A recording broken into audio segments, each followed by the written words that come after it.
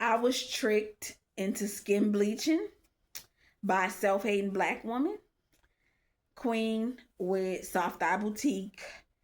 I'm on a road tonight, so I'm making a lot of videos, but I wanted, for some reason, this story just resurfaced to me.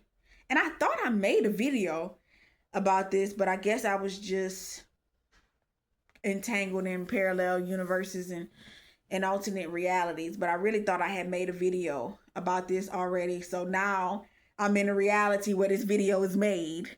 And I'm not dealing with the deja vu, but when I was younger, when I was a little girl, okay, I was tricked into bleaching my skin by a self-hating black woman. And people may ask, like, what do you mean you were tricked into bleaching your skin? But I was legitimately bleaching my skin, and I had no clue that I was bleaching my skin until I was in a junior in high school, so around like 16. So how it happened was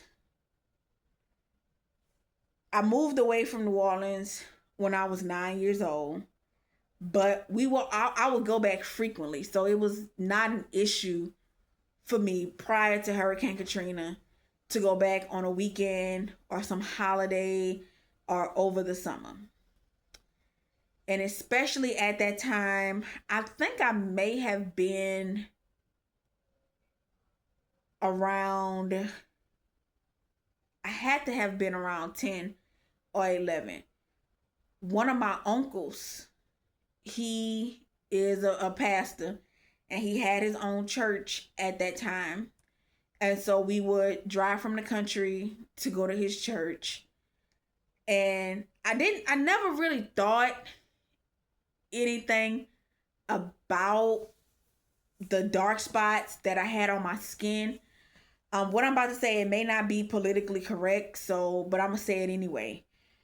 I had Indian fire, and that that basically was meant that I used to play in puddles of water or patches of wet grass in New Orleans, because where our family home used to be, pretty much across the street and right on the corner, there was a really huge field. Okay, a huge empty field. And I got Indian fire. Like, basically I was playing in puddles of water and wet grass and all that. So a lot of bugs and insects will bite me crazy on top of the mosquitoes. So I had a lot of dark marks on my skin, on my legs.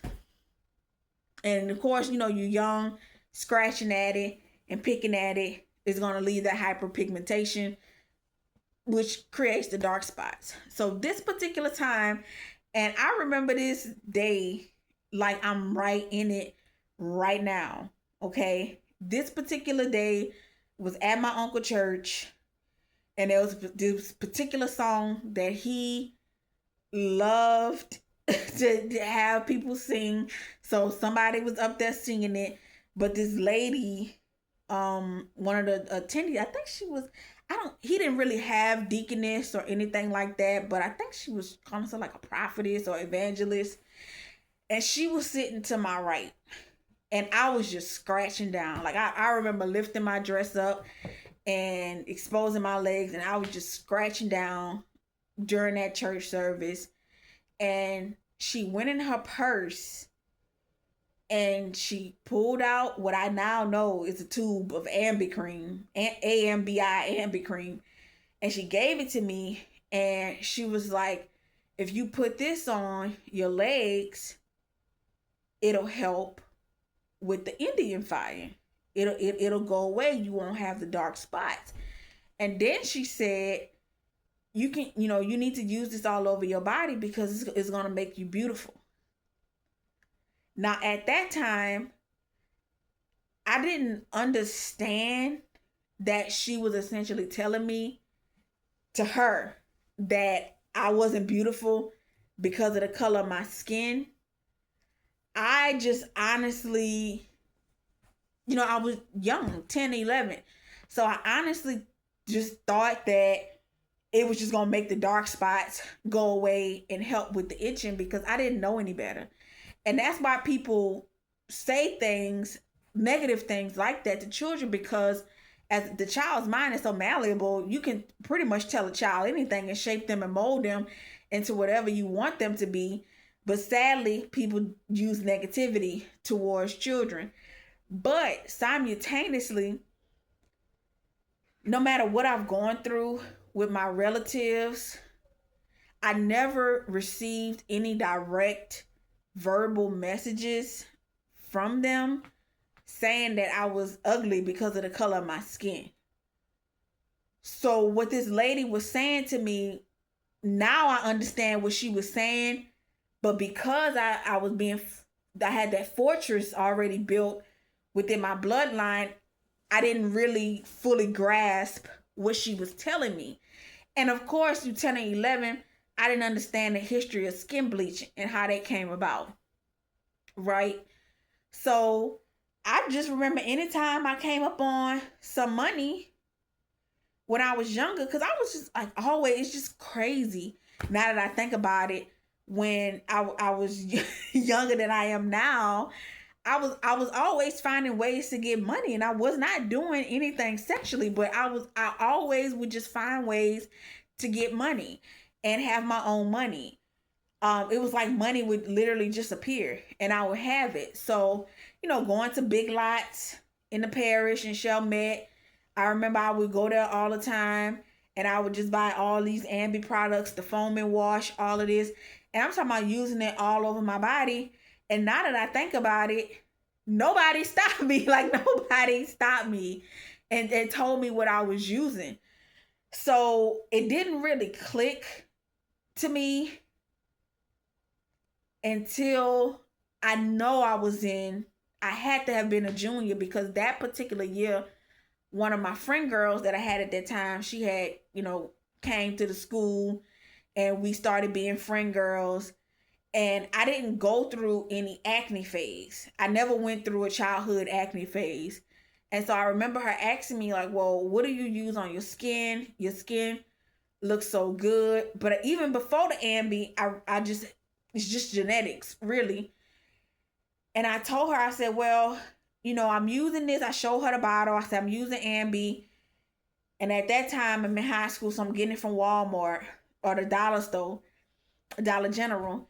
And I was like, I'm using Ambi, and I was also using Palmer's cocoa butter lotion.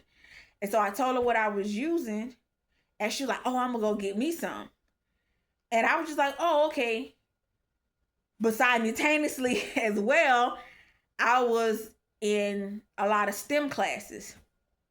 So taking the advanced chemistry and the physics and calculus, all of those sorts of classes. And for some reason, I just looked on the back of the Ambi bottle one day and I looked at the ingredients, and so I had to have been in chemistry. And I said, well, I don't really understand what this is, so let me look it up. And at that time, the active ingredient in all the skin bleaching creams, I looked that up and I realized that it was a skin bleaching agent, a skin lightening agent. And even as a teenager, I at that point in time, I started to have understanding of this harmful, self-hating cultural practices that existed amongst the Black American community. And that's when it all set in. It literally hit me like a ton of bricks. And I felt so betrayed by that broad who was in my uncle's church, masquerading as an elder. I mean, it really hit me like a ton of bricks because I was just doing that unknowingly. It was not something intentionally at all. I felt, I can't even find a word. I know there's a word that's worse than betrayed, but to just know that this broad told me that, and she was dead serious, And I took that cream from her, that tube of ant, because if you know back then it was like this, you had to like really, really roll it. It kind of looked like a tube of toothpaste, but the packaging wasn't like the tube. It was like a metallic type of packaging for them old school amber creams.